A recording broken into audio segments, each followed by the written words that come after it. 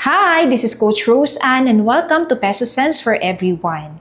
Kung gusto mo talagang makaahon sa utang, hindi lang mindset. Kailangan may malinaw kang plano. So step 1, ilista lahat. Ilista mo yung utang mo, magkano, kanino, magkano ang interes. Hindi ka makakausad kung hindi mo alam yung totoong numbers mo.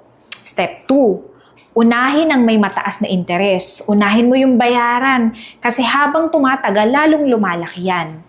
Step 3, debt snowball. Yung small wins. Pwede ka rin sa small wins, bayaran mo muna yung pinakamaliit para may momentum ka at ganado kang magtuloy-tuloy. Step number 4, stop new debts. Importante, tigilan muna ang bagong utang. Kahit gaano ka kagaling magbayad, kung nadadagdagan, hindi ka makakaahon. And step number 5, system sa sweldo. Pagdating ng sweldo mo, lagyan mo ng sistema. May pambayad ng utang, may kaunting ipon, kontrolado ang gastos. Unti-unti lang, hindi overnight ang pag-ahon, pero posible yan.